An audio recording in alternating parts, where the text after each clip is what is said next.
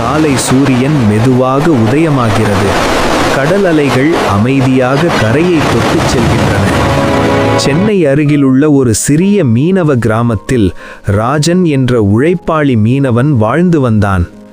தினமும் அதிகாலை எழுந்து கடலுக்குச் சென்று மீன் பிடிப்பது அவன் வாழ்க்கை. அவனுடைய மனைவி லக்ஷ்மியும் மகன் கார்த்திக்கும் அவனுடைய உலகமே. ஒரு நாள் அவன் கடலுக்குச் சென்றபோது அவன் வலையில் பல பெரிய மீன்கள் சிக்கின. அதோடு சில சிறிய மீன்களும் இருந்தன. இவற்றையும் விற்றால் இன்று நல்ல லாபம் கிடைக்கும் என்று அவன் ஒரு கணம் நினைத்தான். ஆனால் உடனே அவன் மனசாட்சி பேசத் தொடங்கியது. இன்று சிறிய மீன்களை பிடித்துவிட்டால் நாளை பெரிய மீன்கள் எப்படி உருவாகும்? ஒரு முடிவு எடுத்தான் ராஜன். அவன் சிறிய மீன்களை மெதுவாக மீண்டும் கடலில் விட்டான். அருகிலிருந்த மற்ற மீனவர்கள் சிரித்தனர். இவ்வளவு நல்ல வாய்ப்பு இருந்தும் ஏன் இப்படி செய்கிறாய் என்று கேட்டனர். ராஜன் அமைதியாக பதிலளித்தான்.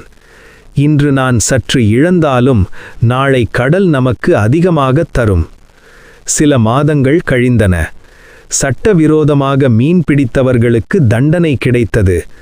ஆனால் நேர்மையாக நடந்து கொண்ட ராஜனுக்கு பாராட்டு கிடைத்தது. காலப்போக்கில் கடலில் மீன்கள் அதிகரித்தன. ராஜனின் வாழ்க்கையும் செழித்தது.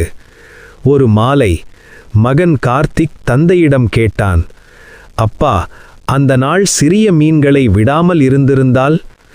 ராஜன் சிரித்தபடி சொன்னான், மகனே, வாழ்க்கையில் உடனடி லாபத்தை விட நீண்டகால நன்மையை நினைக்க வேண்டும். நேர்மையும் பொறுப்பும் இருந்தால் வெற்றி நிச்சயம் நம்மை தேடி வரும்.